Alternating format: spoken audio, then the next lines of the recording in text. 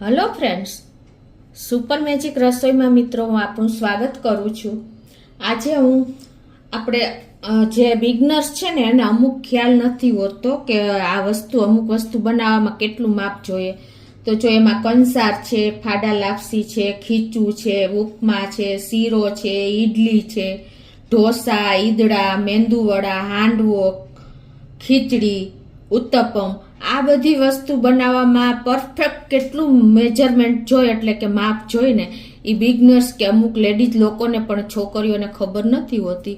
તો આજે હું પરફેક્ટ માપ સાથે હું તમને બતાવીશ, તો તમને ચોક્કસ આ વિડીયો ઉપયોગી થશે। તમને ગમે તો લાઈક કરજો મિત્રો, અને સબસ્ક્રાઈબ કરવાનું તો ભૂલતા જ નહીં। તો મિત્રો ઘણી વખત અત્યારે આપણે લેડીઝ લોકો પણ કન્ફ્યુઝ થઈ જાય છે અને ઘણી વખત ખ્યાલ નથી હોતો કે કેટલું માપ કે મેજરમેન્ટ હોય છે। તો એમાં અમુક વસ્તુ એટલે કે જો મેંદુ વડા છે, ઉત્તપમ છે, ઈદડા છે, ઢોસા છે, ઈડલી છે, ઉપમા છે, આવી વસ્તુમાં છે ને મિત્રો આપણને પણ કન્ફ્યુઝ થઈ જાય છે કે કેટલું મેજરમેન્ટ સરખું હોય। જો સરખું ન હોય તો આ વસ્તુ બરાબર બનતી નથી અને આપણને બરાબર બાર જેવો ટેસ્ટ પણ નથી આવતો। તો આજે હું તમને પરફેક્ટ મેજરમેન્ટ બતાવીશ ને તો તમે એકદમ આપણે હોટલમાં, રેસ્ટોરન્ટમાં જે આ વસ્તુ બને છે ને એવું જ તમારે ઘરે બનશે મિત્રો। તો હવે આપણે તમને બતાવવાનું ચાલુ કરી દઉં। હવે મિત્રો આપણે લાપસીથી શરૂઆત કરીએ કે લાપસીનું માપ પરફેક્ટ હોય ને તો એનો ટેસ્ટ એકદમ દાઢે વળગે ને એવી સરસ લાપસી બનાવવા માટે પરફેક્ટ મેજરમેન્ટ તમને બતાવું છું। તો એમાં આપણે 1 કપ ઘઉંનો જાડો લોટ લેવાનો છે અને એની સામે 1 કપ આપણે પાણી લેવાનું છે અને 1 કપ ગોળ લેવાનો છે મિત્રો। અને ઘીમાં તમે વધઘટ કરી શકો છો, તો અત્યારે મેં 1/4 કપ ઘી લીધું છે મિત્રો। અને ગોળમાં પણ તમે વધઘટ કરી શકો છો તમારા ટેસ્ટ એકોર્ડિંગ। જો આ પરફેક્ટ મેજરમેન્ટ હશે ને મિત્રો તો તમારી લાપસી એકદમ સરસ છૂટી અને તમને ચોટે નહીં ગળામાં, એટલી સરસ બનશે મિત્રો। હવે મિત્રો હું તમને ફાડા લાપસી વિશે જણાવું છું। તો ફાડા લાપસીમાં જો 1 કપ આપણે ઘઉંના ફાડા લેવાના છે। આ ટાઈપના હોય છે ફાડા, આપણે ઘઉંની કણી હોય ને એવા ફાડા હોય છે, ઝીણા એકદમ બાઇટ્સ ટાઈપના। 1 કપ ઘઉંના ફાડા સામે આપણે 3 થી 3.5 કપ આપણે પાણી લેવાનું છે અને 1 કપ ખાંડ લેવાની છે મિત્રો। અને એની સામે આપણે અડધો કપ જેવું ઘી લેવાનું છે। આમાં ઘી બહુ જોતું નથી, તમારા ટેસ્ટ એકોર્ડિંગ વધઘટ કરી શકો છો, એટલે આ પરફેક્ટ મેજરમેન્ટ છે। હવે મિત્રો હું તમને શીરા વિશે જણાવું છું, શીરાનું પરફેક્ટ મેજરમેન્ટ સાથે કે 1 કપ આપણે ઘઉંનો જાડો લોટ લેવાનો છે, એની સામે આપણે 1 કપ ગોળ લઈએ છીએ। આ શીરો આપણે ગુજરાતી લોકોના ઘરમાં બનતો જ હોય છે। અને એની સામે આપણે 3 કપ પાણી લેવાનું છે અને 1 કપ આપણે ઘી લેશું। જેટલો લોટ છે ને એટલું જ આપણે ઘી લેશું અને એટલો જ ગોળ લેશું મિત્રો, અને 3 કપ પાણી છે મિત્રો। આ પરફેક્ટ મેજરમેન્ટ હશે ને તો શીરો તમારો ગળે લપસી જાય ને એવો બનશે। હવે મિત્રો હું તમને ચોખાના લોટના ખીચા વિશે પણ માપ બતાવી દઉં।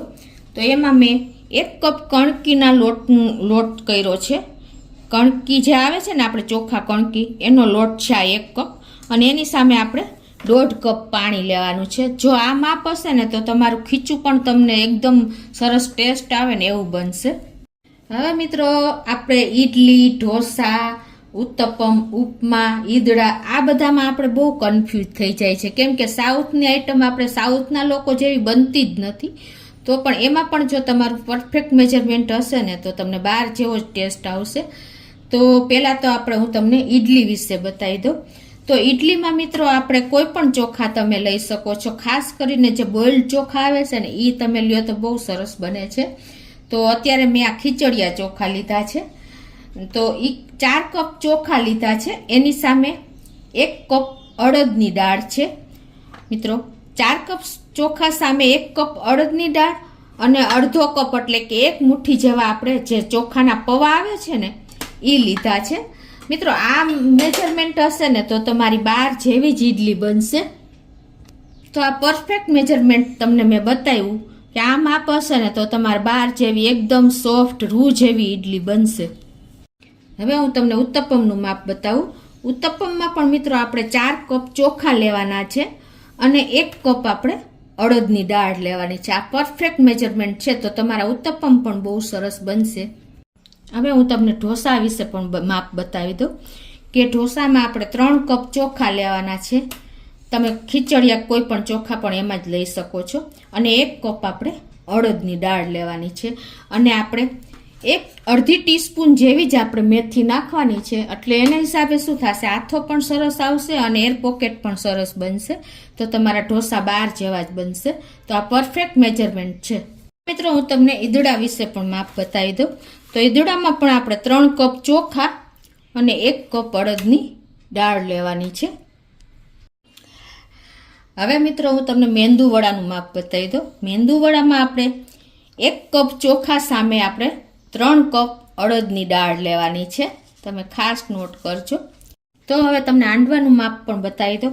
હાંડવામાં આપણે ગુજરાતી લોકો શું કરીએ છીએ કે આપણે ઢોકળાનું પલાળ્યું હોય ને એમાંથી આપણે હાંડવો કરી નાખીએ છીએ. એ પણ ચાલે, પણ પરફેક્ટ તમારે હાંડવાનો ટેસ્ટ જોતો હોય ને તો 3 દાળ સાથે બને છે. તો એમાં 2 કપ ચોખા છે, 1 કપ તુવેરની દાળ છે, 1/4 કપ આપણે ચણાની દાળ છે અને 1/4 કપ આપણે અડદની દાળ છે. આ પરફેક્ટ મેજરમેન્ટ હશે ને તો તમારો હાંડવો પણ સરસ બનશે. હવે આપણે ઉપમાનું માપ બતાવી દઈએ. ઉપમામાં આપણે 1 કપ રવો લેવાનો છે, એટલે કે સોજી લેવાનો છે, અને 3 કપ આપણે પાણી લેવાનું છે. આ માપ હશે ને તો તમારો ઉપમા એકદમ સરસ બનશે. છૂટો એમ કે સૂકો નહીં બને. હવે આપણે ગુજરાતી ખીચડીની વાત કરું ને તો એમાં તો આપણને ખ્યાલ જ હોય છે કે 2 કપ ચોખા સામે 1 કપ મગની દાળ હોય છે, ફોતરાવાળી. તમે ફોતરા વગરની પણ દાળ વાપરી શકો છો, પણ ફોતરાવાળી દાળનો ટેસ્ટ બહુ સરસ આવે છે. અને ઘણા લોકો સામે જ લેતા હોય છે. 2 કપ ચોખા સામે 2 કપ મગની દાળ લે છે, તો પણ એ ખીચડી બહુ સરસ છૂટી બને, એકદમ મીઠી બને છે. હવે મિત્રો ઘણી વખત આઉટ સ્ટેટમાં જે ખીચડી બને છે ને એમાં એ લોકો તુવેરની દાળ ઉમેરે છે. એટલે કે આ જ માપ સાથે 2 કપ ચોખા સામે 1 કપ મગની દાળ અને 1/4 કપ તુવેરની દાળ ઉમેરે છે, તો પણ ખીચડી બહુ સરસ બને છે, પૌષ્ટિક. તો મિત્રો હવે છેલ્લે હું તમને કંસારનું પણ બતાવી દઉં માપ, કે આપણે લોકો ઘણી વખત પ્રસંગમાં કંસાર બનતો હોય છે. તો એ કંસાર આપણે ઘરે બનાવવા ઘણાને બહુ ભાવતો હોય છે. તો એ કંસાર ઘરે બનાવવો હોય ને તો એનું માપ પણ તમને બતાવી દઉં. એમાં આપણે 1 કપ ચોખાનો લોટ લેવાનો છે, 1 કપ ખાંડ એટલે કે સાકર લ્યો ને તો એનો ટેસ્ટ બહુ સરસ આવે છે, દળેલી સાકર, અને 1 કપ ઘી. પરફેક્ટ ત્રણેયનું માપ સરખું જ છે. 1 કપ ચોખાનો લોટ, 1 કપ સાકરનો પાવડર અને 1 કપ ઘી. તો એકદમ સરસ આપણે પ્રસંગમાં કંસાર બને છે ને એવો જ બનશે. આપણે દરરોજ કિચનમાં બનતી રેસીપી આ બધી છે, એનું મેં પરફેક્ટ મેજરમેન્ટ બતાવ્યું છે. કેમ કે ઘણી બિગનર્સ છે, ઘણા લેડીઝ લોકો પણ કન્ફ્યુઝ થઈ જાય છે ઢોસા, ઇડલી, ઉત્તપમ. તો એનું પરફેક્ટ મેજરમેન્ટ તમને આજે મેં શેર કર્યું છે મિત્રો.